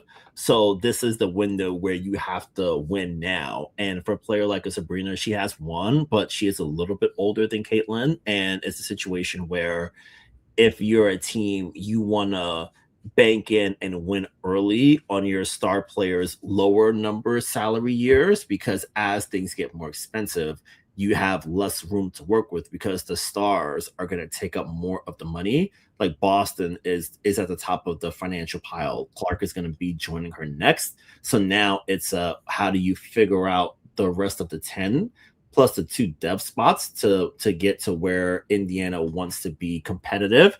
So I would say that they wouldn't do that. And I guess the Liberty, I'd say they wouldn't either, primarily because I think they'd have to overhaul everything. And I feel that they wouldn't necessarily want to do that. I feel now that they've got a lot of their stuff down pat, it's, what I want to start from scratch and build a brand new boat with no runway and no lead in. I don't think they would. So I feel both sides would say no for their own reasons. And I guess this just on a random kind of note, I think I'm getting soft in my old age, because like I came back and I'm like, damn, y'all running the blitz on that gal over there, boy. And I'll tell you what, I come back, LA Times barring her up, USA Today barring her up. Everybody's like, man, I don't like how she be talking to them referees. She needs to cut it out. I'm like, damn. I'm like, geez, y'all folks is not trying to hear it. And I get it. I understand. No one likes to see a player fuss and moan and groan about officiating. People tire of Luka Doncic for the exact same reason. And it's hey man, can you not do that? It's when you're hitting 33 footers at the buzzer against your hated rival Cody McMahon, we're like, hell yeah, that's what's up. Do that. But if it's you being like, so what? When the referee's like, yo, you fouled them and making a scene and doing all the shenanigans, everyone's like, nah, man, you got to go. So I feel the experience, if you will, is in such a fascinating spot in 2026 because you're at the top of the marquee and you part of the number one rated game on America's leading network. You had a particularly rough game and foul trouble, getting beat by a rookie, blowing you and your teammates blowing layups and melting down in a game they probably should have won if we're being completely honest, but they didn't have the wherewithal to bring it all the way home. And it's them in the post game being like, "Oh, look at that free throw discrepancy." And it's like, y'all wasn't doing it like that. And 3.5 million people can attest to that fact. So it's a situation where Indiana has a lot going on with them right now. And I feel which you can read about in Women's Basketball Roundup newsletter. Right. No off season. Put them up. Yep. And they got a lot happening right now. And I think it's a situation where it's not championship or bust per se, but it's very close for them. Whereas it's like, hey, you guys were an Aaliyah Boston foul out and Kelsey Mitchell shut down from getting to the finals last year. You have, in theory, more talent this year. You have another year under your belt. Why aren't you better than 6-5? Why is the offense not where it's supposed to be? Why are the newly built Dallas Wings so much better than you? Why are the newly built Atlanta Dream better than you? Why are the in progress New York Liberty so much better than you?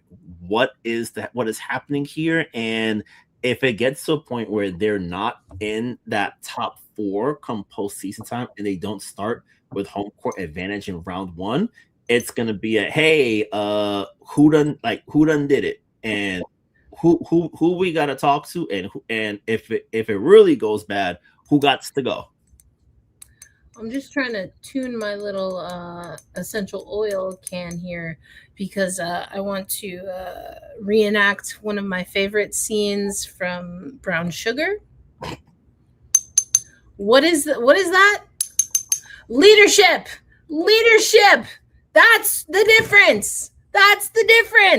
Leadership. And no, I'm not talking about coaching. I'm talking about leadership from players. And, I have questions with regard to not just Caitlin Clark, mind you, when it comes to leadership for that Indiana Fever squad. But you asked the question, Aloysius, and I think Ronnie gave you my answer. Absolutely not. With how many? Is that 5 exclamation points? Might throw in an extra one just for good measure. Immediately no. A bombastic side eye. No. For no reason, under no circumstances, is that the trade. Not only is that not the trade, but I don't know any other way to say this except that Caitlin Clark would not survive in New York. There's nothing New York about Caitlin Clark. And listen, you could be from elsewhere and New York embraces you. My feeling right now is nah. Even Damien's like, we need Sabrina badly. I don't know if that's sarcasm or not, but I do think Sab needs to come back to this squad. You already know I'm ready for Jingle Jangle. I think you bring up an interesting point, Brian, because if we could even have the audacity, and I don't think you're wrong, to say that the window is closing in Indiana, then what does the window look like in New York? because you got Sabrina and Satu in year 6. I was looking at the roster. I was like, are we at 6 already? Yes, Erica, because that's how math works. They were both drafted in 2020 and it's 2026. That's 6. It's an easy math equation. That's wild and it's true. But again, I go back to this is a championship window, or should be, for the New York Liberty. The front office took a chance and made a coaching change. We will see if that works. We have to see. They're in position to be a playoff team, but there are some things that need to be cleaned up. And how much of this can you clean? Let me put it this way. I don't want to make it a Sandy versus Chris thing. Just think about it this way. If you have things to clean up while you have injuries, are you more than likely to be able to do those things quicker with a staff that's already implemented versus a staff that's brand new? Again, if you haven't listened to my conversation with Jackie Powell, I thought she got really raw and real about some of the things that she was seeing and the analysis that she had, where there was contention between Sandy Brondello and the front office, is what Jackie Powell said. Now, if that doesn't exist this season, that's a good thing, except what we don't have is any kind of relationship between the head coach and the players. That's being built on the fly. That's my microwave analogy that we talked about several years ago, Brian. Mm-hmm. You see how I just completely took that away, because I just, with all due respect, Aloysius, it's a no for me, dog. It's a no for me.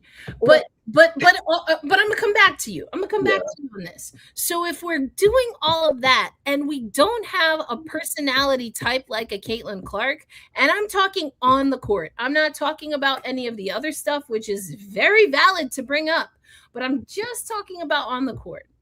Yes, we saw Breanna Stewart erupt.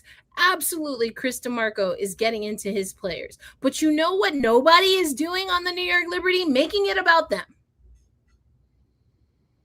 Not really. The most egregious offender when it comes to foul calls is Jonquel Jones, and she still ain't as bad as what we see Caitlin Clark doing. And why does that matter? Because leadership, maturity, focusing and making the main thing the main thing. No excuses. And Cherise, man, the way I cackled when I saw this, trading no defense for no defense is crazy. Come on. Hey. I mean, I feel like that's disrespectful to Sabrina Ionescu. So, hey, come on. But also, come on, dog. Points are made. Points are moved, Brian. Like, come on. Like, I know what she means. Like, let's not front like we don't know what she's talking about. I know. Come on. You've been working, though. Come on. He hasn't. Listen, I don't even use hashtag anymore, Brian. I don't even go back to our hashtag unquick. I can't do it no more. Yeah, give her a handshake, Might as well keep Sab. It may not be like full intricate depth, but like a nice strong handshake, I would say. Might as well keep Sab. I don't think she's signing an extension, in my opinion. Okay, hold on. I don't think she's signing an extension, in my opinion. Cece might as well get something for her. Cece, no. Oh, I think I know. Oh, I think I get what Aloysius is saying here. I think this is where men brain comes into play for basketball men. Whereas like players usually don't say no to the first extension, like the first rookie deal. Like it's never I'm gonna say no, because there have been instances where players, like, I'll give a great example. Cade Cunningham was on the worst basketball team in the 2020s with the Pistons. He still signed his rookie extension. He got his money, and the Pistons are competitive again. So players, at least on that side, don't say no to the extension. And if you're going to get $1 million plus, I wouldn't be saying no to that personally. Like, and you like the Midwest. Indianapolis is a good city. Like, I've been there a bunch. Like, I have people there. It's a nice place to live, why I wouldn't say no personally. And I think for as much as people are down on the antics when it comes to her, I don't think it'll be a situation where she's like, where would I want to go? Would I want to go to insert city here? I don't see anything that like Ronnie says, she's not a Brooklyn baddie in any way, shape, or form. On the court, off the court, in unconscious, in her dreams. No. Some people just don't. No.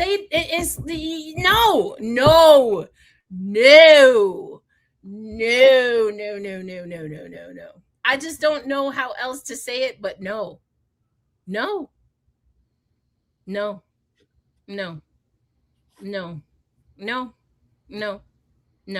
Damien, I'm not exactly sure what you mean here. Can you clarify this? Are you saying Sabrina does or doesn't? I don't understand. Other than Breanna Stewart, doesn't Sabrina Ionescu have any leadership qualifications? I'm not sure. I feel like there's a double negative there, so I'm not. More there, are you saying that she does have or are you asking me what her qualifications? I'm going to take it there. I'm going to say that you're asking me what her qualifications are. The aforementioned statement, she's been with the New York Liberty since 2020. Who, until they got Jonquel Jones and Breanna Stewart, who was leading the team? Who was doing it? She's been doing it. She's been asked to do that since she was a rookie. Learning. Also, Oregon Ducks. Who was leading that team? Who's leading that squad? Sap. She's a guard. She's got, she can play the point even. She's got leadership. She's got plenty of leadership. And also, if we're talking a trade with Caitlin Clark, I said what I said. Yeah. I think I'm gradually realizing that I've gone soft. I'm like, man, I'm not the stan who was like, leave Brittany alone. But I'm like, damn, dog, folks been wearing her out. See? And ask me if I feel bad. Ask me if I feel bad.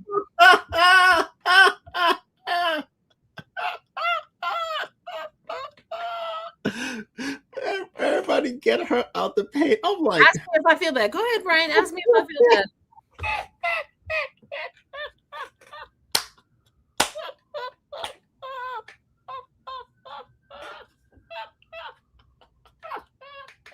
I'm waiting. I'm waiting. I already know the answer.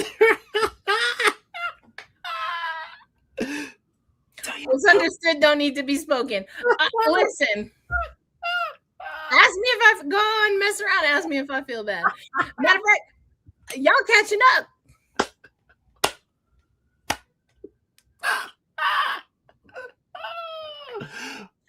Oh, she got me breathing with my eyes.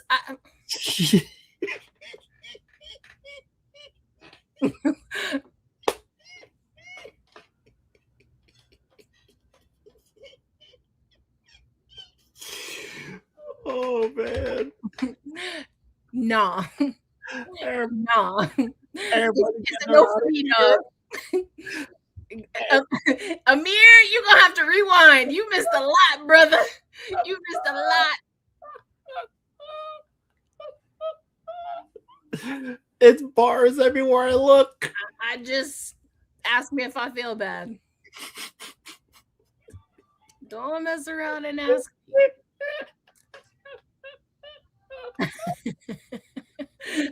Erica is heated. Erica is not heated. Erica is unbothered. Erica is, I've been there, done that, said what I said. I'm glad y'all are catching up. This is the quintessential, universal Black woman, I'm tired face. But if you ask me, I'm going to tell you.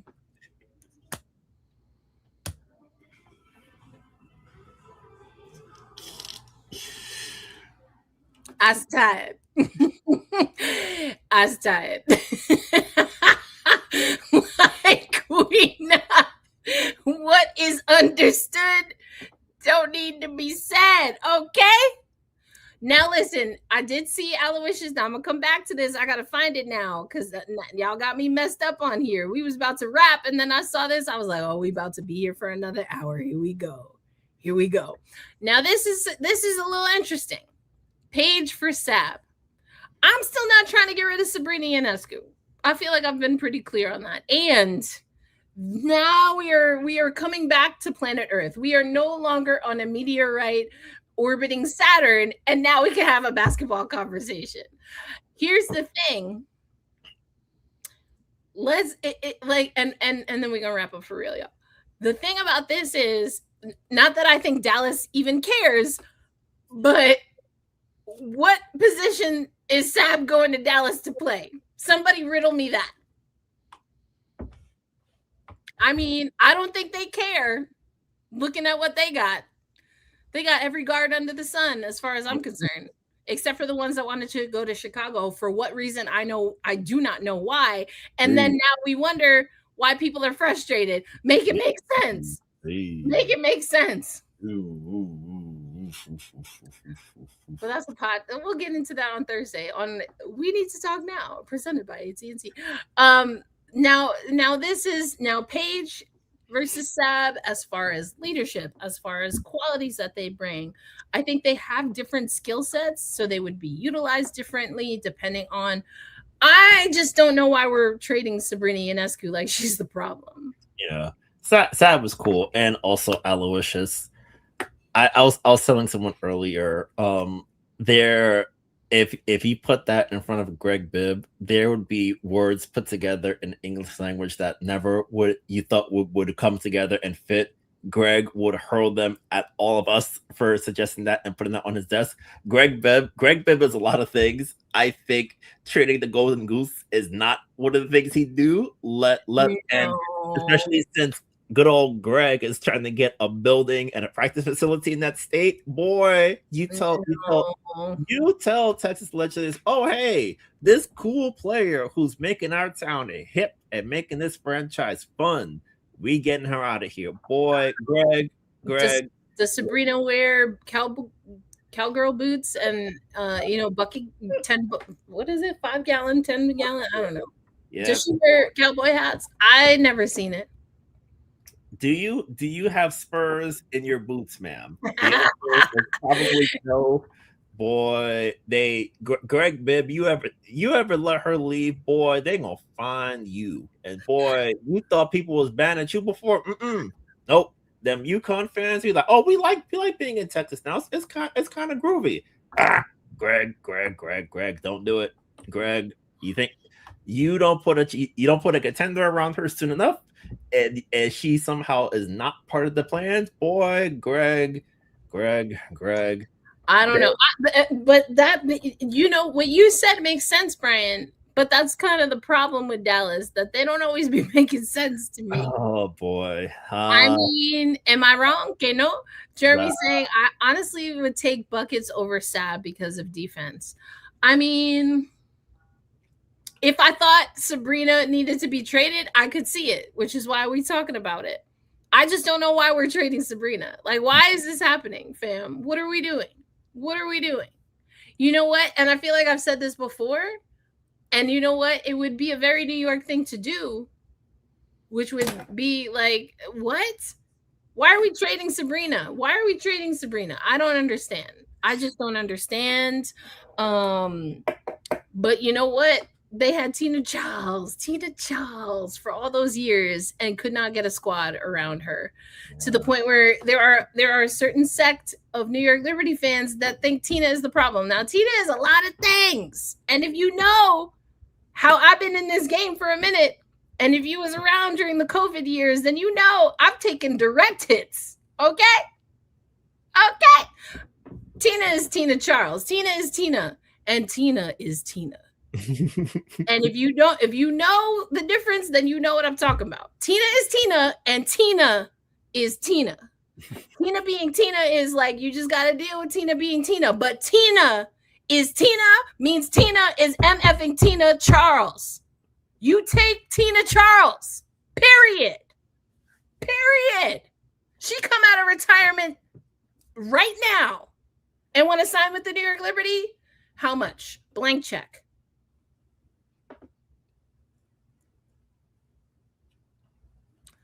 I don't understand why we're getting rid of Sabrina Ionescu. Now, am I saying that she's on the Tina level? No. What I'm saying is it would be very New York to have a player that wants to commit to your organization and not quite ever get a squad around them.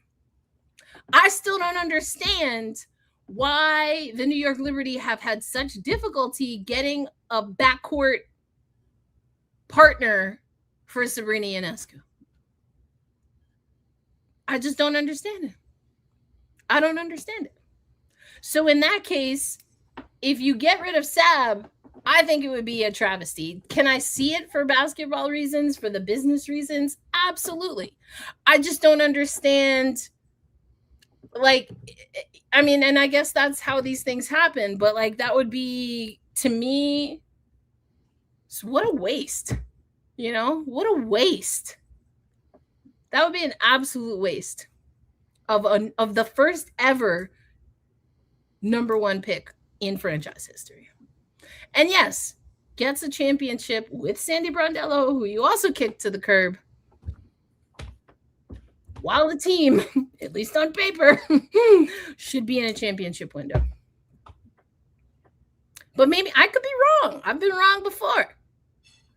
I just think it's a lot of things playing with fire. You shake up too many things for the sake of just shaking it up. Then how are you building continuity? How are you building consistency? Because on paper, you can never fully account for health, right?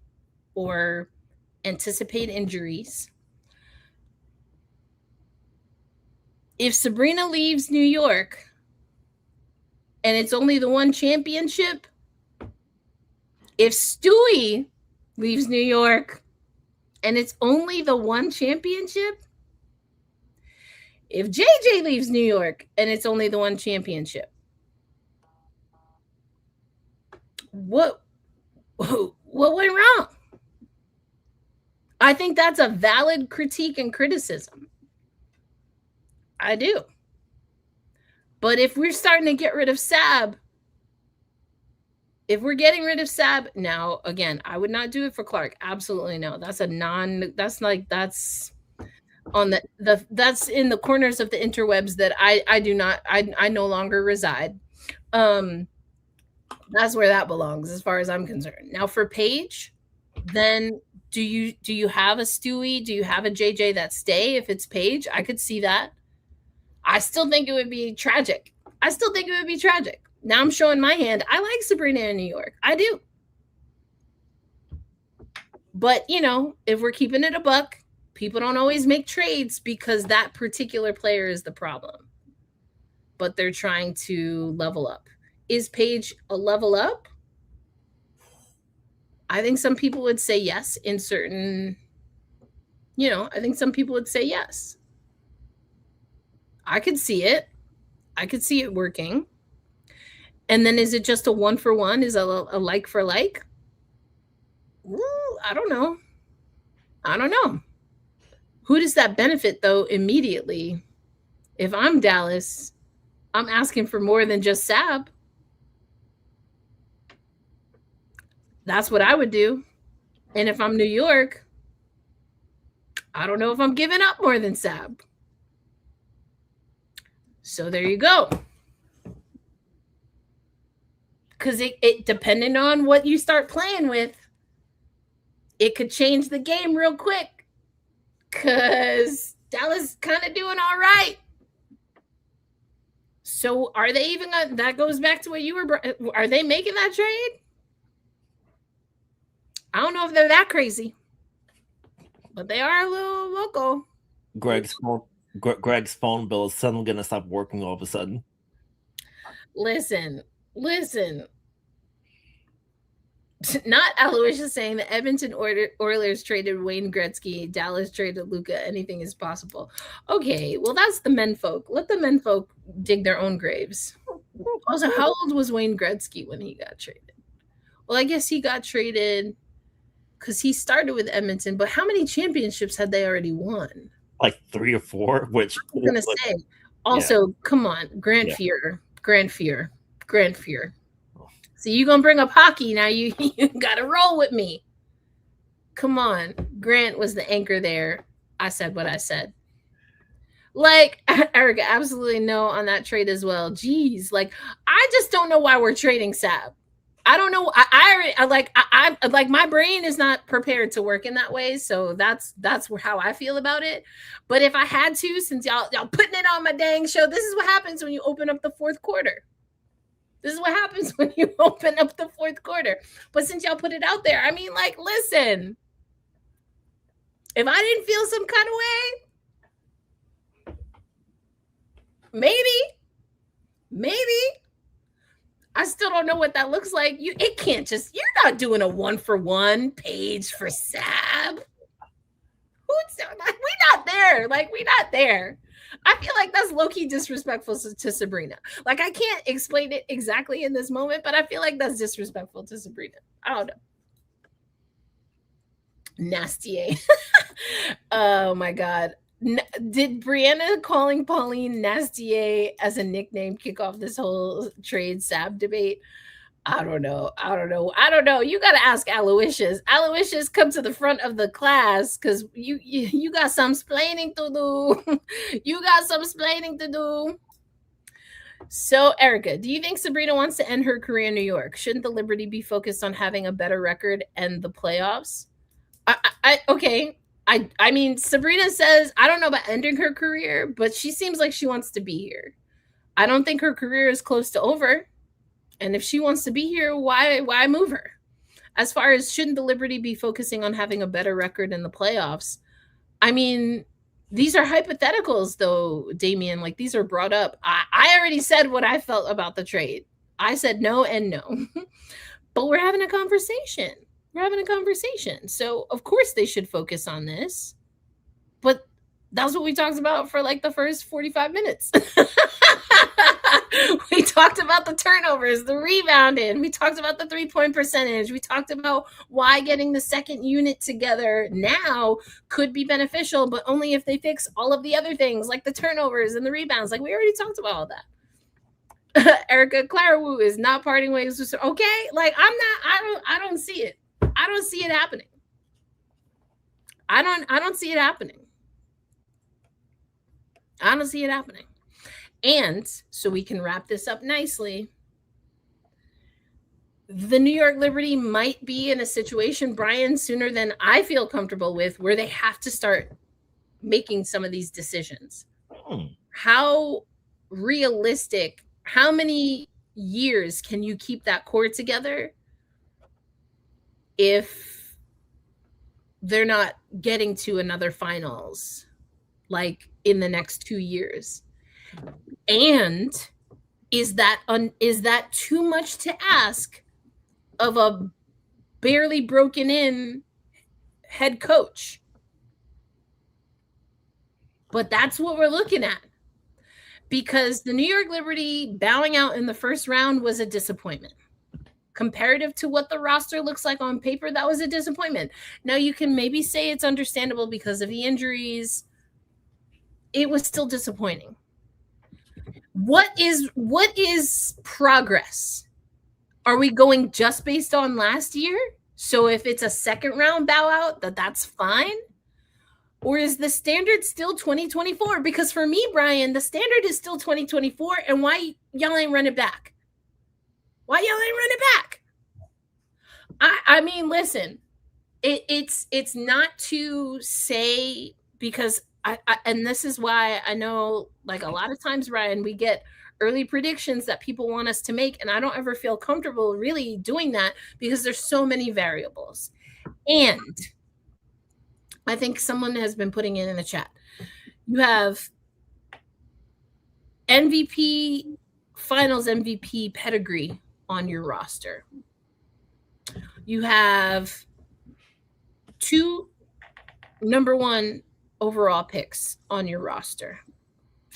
You have, between Stewie and JJ, without New York, multiple runs to the finals.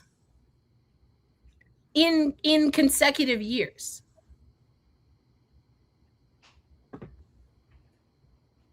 How y'all not even how are we not one of the top 4 teams standing?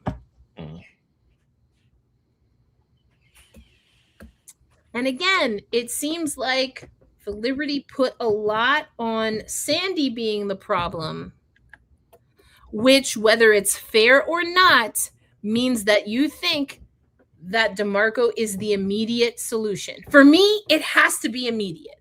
I'm not. This is not a waste.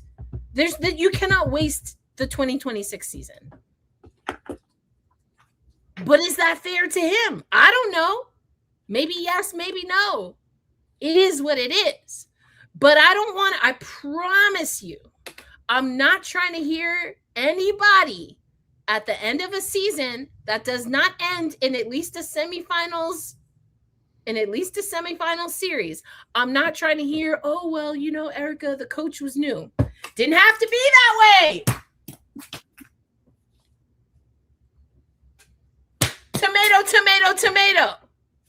That was a choice. Didn't have to be that way. I don't feel sorry. I don't feel bad. Wasn't something I would have done. And if you thought that that was going to be an excuse that you could use, then why would you make that change? Listen, you want to make a coaching change, but a first-time WNBA head coach, that's a lot. You asking a lot. I hope it works out. I really do. But you asking a lot. And I, for one, ain't really going to feel sorry for nobody. I'm not going to feel sorry for nobody if it don't work out. I'm really not. And this is a time where I'm gonna ride with New York, because if New York ain't upset, then something's wrong. There's a glitch in the matrix. No reason whatsoever this team should not be a competitive team. Period. Point blank. I said what I said. Bookmark it. Paste it on my forehead. Tattoo me up. Whatever you want. I said what I said, and I've been consistent on this. I'm not trying to hear it. I'm not trying to hear it.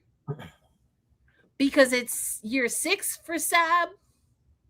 How many? So, and she's had how many of those 6 seasons with JJ and Stewie? 3, 4, going on 4 now? 4, yeah. 3, 4. Yep, 4.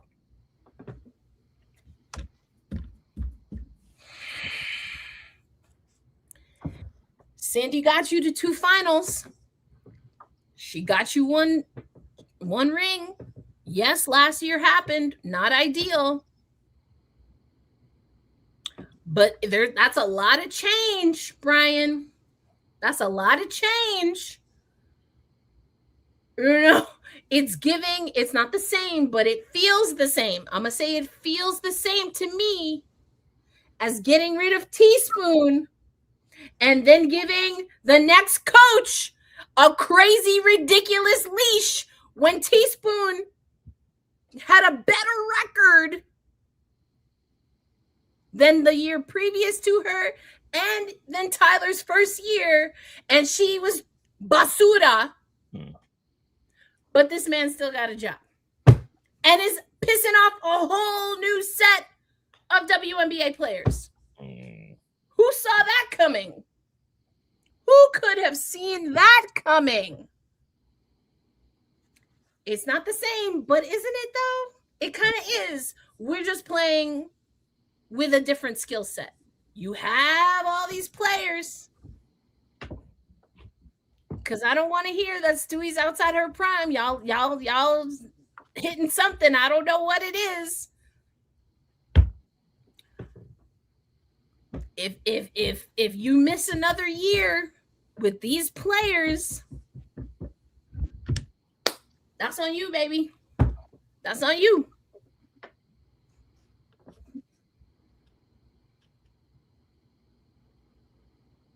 That's true. Amir saying not the Jonquel that smack. Listen, all I had was pens, so I had to toss those. But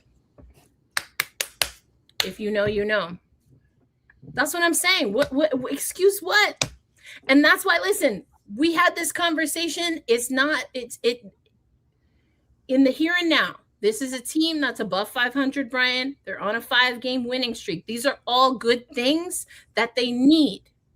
And I can give grace in the first quarter of a season, learning things, because even Sandy has done this. But we get to halfway, we get to the end of July, we can't be having these same conversations. And I'm not saying it's fair specifically to Chris DeMarco, but my man, you signed the contract. You took the job. And I hope ain't nobody made you think that just getting to the playoffs was going to be good enough. No, sir. I mean, am I tripping, Brian? Or like, that's how I see it. I've been talking for like 2 years straight now, so I'm gonna shut up. No. It's. I think it's fair. Certainly, the talent for this group is still rock solid, and I think head and shoulders, not head and shoulders, but near the top of the league when it comes to roster construction. And there is for this group a desire to want to get back to where they feel they belong, which is near the top of the standings. So everything is lined up for them to go on that big run this year. I think for the group, it comes down to making sure you've got your fundamentals and your foundation down pat. And to Sharice's point, the championship round is my expectation for them this year. I feel they have enough to get through if their path was Atlanta, Indiana in the postseason. I think they have enough to get past them, and then you get to the finals, you deal with who's in front of you then. But I think they have the talent, they have the desire, they have the personnel, they have the energy, they have the support, they have the infrastructure they need. So everything is, I think, perfectly lined for them to get where they want to go and where they need to be. So I think having that expectation is more than valid. I don't think I would object to that at all. And I think anything short of a big time run, it would classify for me as a disappointment and a not meeting the expectations for what this group has. Absolutely not. Listen, Jeremy, we're gonna have to disagree here. I mean, yes, she did. I don't remember exactly what I said that you were saying that about. It's Teaspoon's fault that Jeff traded Marina Mabrey before the All-Star break and that Barbie missed the rest of the season because of her wrist. Oh, that sounds like sarcasm. I picked that up. Okay, I was like, because I was ranting, so I was like, I don't know. Okay, because I was like, I'm just reading this now, and I was like, wait a minute, hold on, wait a minute now. Okay. Brian says, are we gonna go with Brian? Because I was like, wait a minute. I don't know if we on the same page here. All right, we're gonna say it's sarcasm. All right. I mean, it's a really interesting place for this New York Liberty squad. Is really interesting. And there's a part of me that doesn't feel that this is fair to DeMarco. But like I said, he signed the contract. Heavy is the head that wears the crown, And I do think, I mean, again, I was on a rant, so I was saying a lot of things, but, depending on how this goes, it is going to be part of a larger conversation on how coaches are given opportunities in the WNBA. Because, there are some coaches that were not given very much to work with. They improved what they had and still weren't given the benefit of the doubt. The Sandy Brondello situation is not a like for like, but there is definitely some residual things there, Brian. I mean, we heard it. Stewie knew that the media was going to ask her about Sandy coming back, and she still didn't really have a response. I mean, this is someone who knows media. For me, I took that as it's very much still something she's processing. Yeah, it felt, because I was there when it happened, and okay, You confirmed it was sarcasm because Jeremy, excuse me, I was like, wait a minute. If I would have caught that during my rant. Okay. See, I'm working on myself, y'all. I'm gonna clarify before I go off. I'm sorry, Brian. Continue. No, it's good. Because I remember I was there the day before the game, and we were asking about Sandy, and then the one of the big media accounts aggregated JJ's no comment, and I was like, that's not what the no comment was about. So it gave off a bit of a false narrative that had to be corrected later on.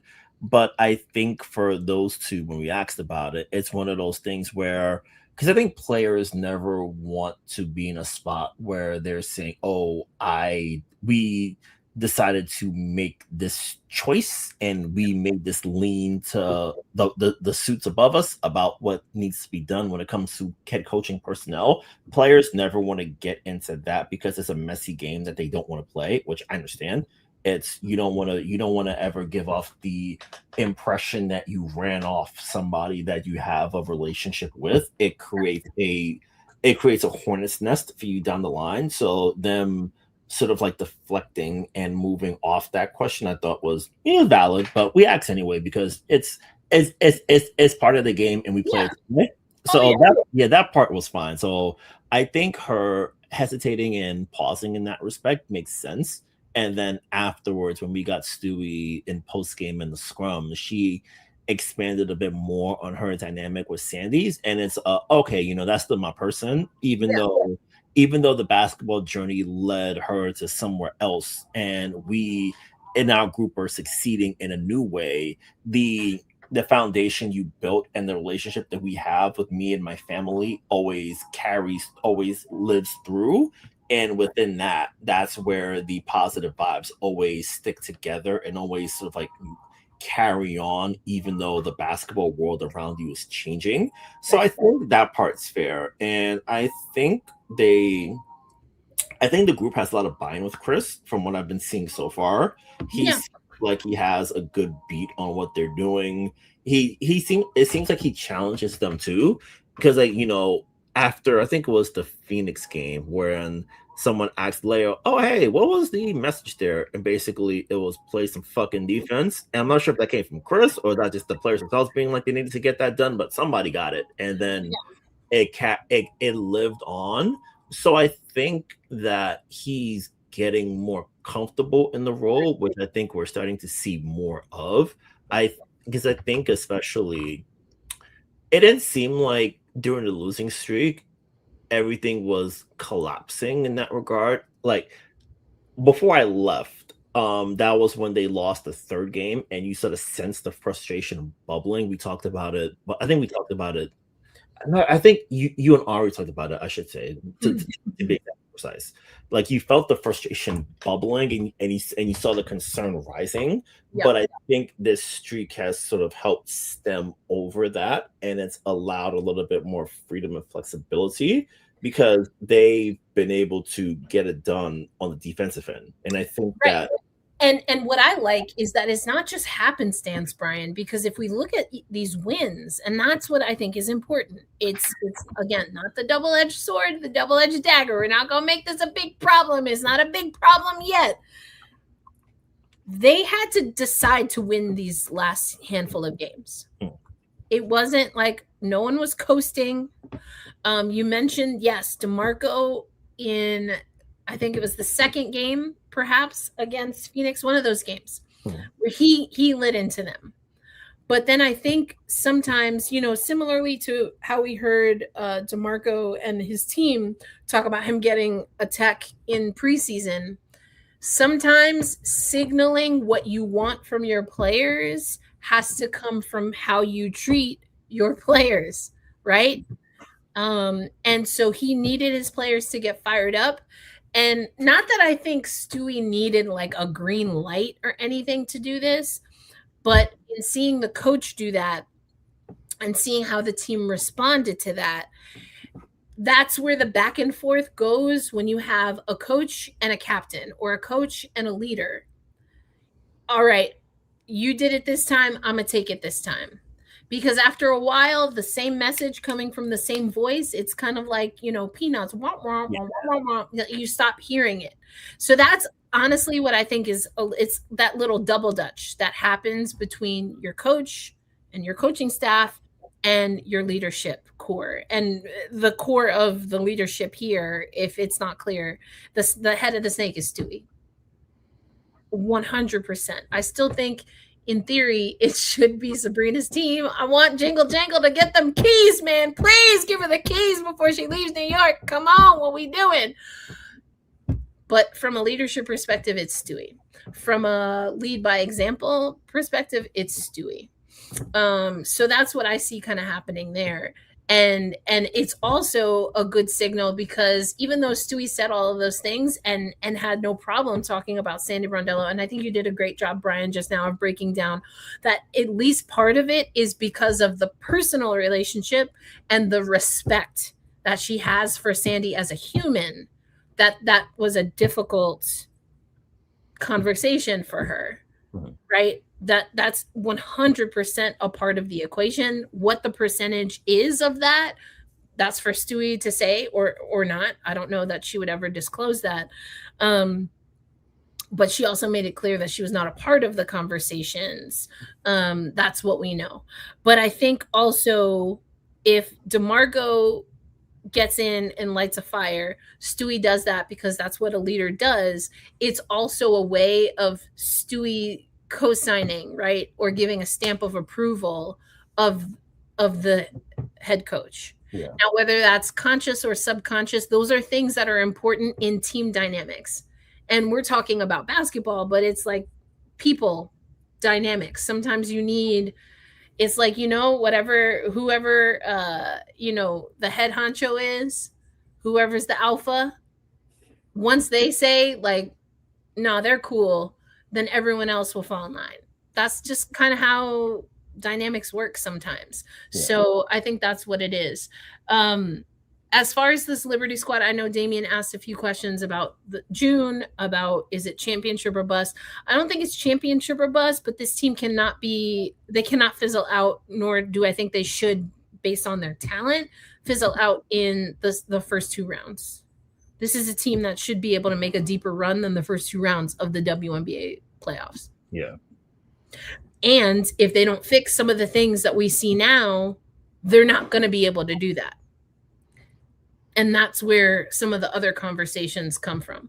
What does June look like for them? I think they can get the win against Atlanta. I think Washington is a game, sometimes in hockey we call it a trap game. Having Washington right after Atlanta, some people look at that and where they're in the standings and be like, oh, well, that's, if you're saying New York can beat Atlanta, then you must think they're going to go 2-0 in their next few games. Do never in your life discount or underestimate this Washington Mystics squad. Don't do it. Don't do it. That's how you get got. This is going to be a great test for the New York Liberty about their stamina, their tenacity, their sandpaper, and their ability to stay focused. Sometimes this is a little bit of an absent-minded team, and they go insular, right? We talked about that a little bit with Maureen Johannes. Jonquel Jones has that as well.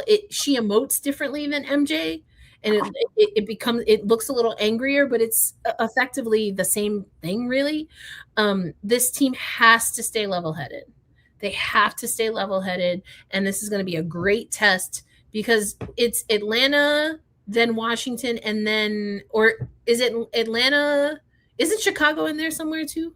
I believe so. Yeah. Let me see if I can hustle up right quick. Because I had it open and I closed it. She's saying Atlanta ATL is going to be a real challenge for us, but yeah, it's Atlanta for sure. They have Washington, Chicago, and then I think Minnesota is also coming up in the next 4 games. It's Atlanta at Atlanta, home Washington, at Chicago, home Washington, then West Coast road trip starting the 21st. Oh, West Coast. Oh, I must have been looking. Yeah. July, Minnesota. Okay, July. Okay. Yeah. So yeah, that's gonna be it's gonna be a good test for this Liberty squad. Getting Satu further in her development and getting Sabrina back healthy at some point would be ideal. Even without any of those or either of those two things, this is a team that I would say in their next 4 games, they should be able to, like, I would feel like it is they have definitely exercised some of the demons that I see or some of the things that they need to clean up. If a split is probably I'd feel neutral about. I'd like to push that to 3 out of the next 4. I think 3 out of the next 4 is doable. Yeah, I think so. Yeah, I feel like a good 3-1 would really be solid, and if they're able to do enough to possibly stay in first place in the cup, that then it'll give them another good test towards the end of the month. But I think 3-1 is certainly doable. Yeah, I think so. I think 3-1, and then again, Jeremy saying Aces on June 23rd. They've got a stretch here coming up. That's going to be a good test. Yeah, I think it's going to be a good test. Is it championship or bust? Again, it's not championship or bust, but it's pretty close. And again, Jackie talked about this. Stewie knows this. Jonathan Kolb knows this. There's a lot of pressure that comes with being the New York franchise. Period. Even before they won a championship, because the pressure was always there, and they didn't have not one single banner to account for. And now this team messed around and got one, and so it's the same. It's the same. I honestly don't know that it's really that different, except it's like, oh, now we actually know y'all can do this, so do it. So go do it. So yeah, I mean, but that's the payoff, right, of playing in a market like New York. But I want to see this team just continue to lean into their habits, yes, but really I think that comes from their culture, their confidence in who they are, and what their identity will be as a team. It's just like, this is who we are, and we are unapologetic about it. That's how I want to see them play basketball, because that's the New York way. Yep, that's how you do it. Jeremy saying, if you have Stu York on your squad, there is pressure. I think if you have Stu York on your squad, then you got a chance at a title, because that's how I feel. I feel like any pressure, this is Stewie is the pressure valve. Okay, she's the one that's going to keep everything the way it's got to be. That's how I see it. Y'all listen, y'all done taking me with this Aloysius, done taking us down a whole new yellow brick road with that Caitlin Clark trade hypothesis.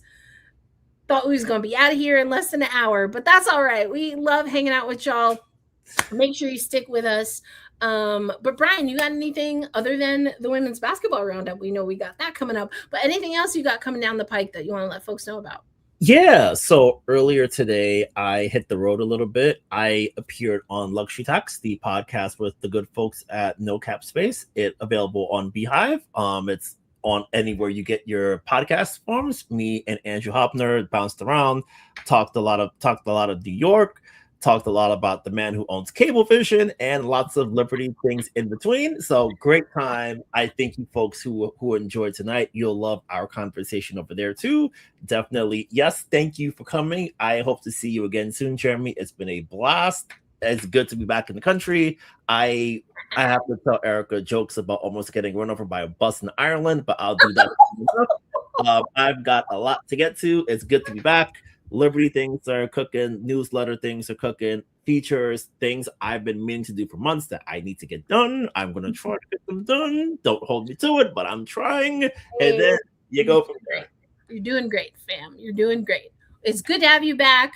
I'm glad you didn't get run over in Ireland. My goodness. And yeah, definitely go check out No Cap Space. The homie Brian Fleurantin was on there. We'll have it in the newsletter and, of course, on Black Rosie Media.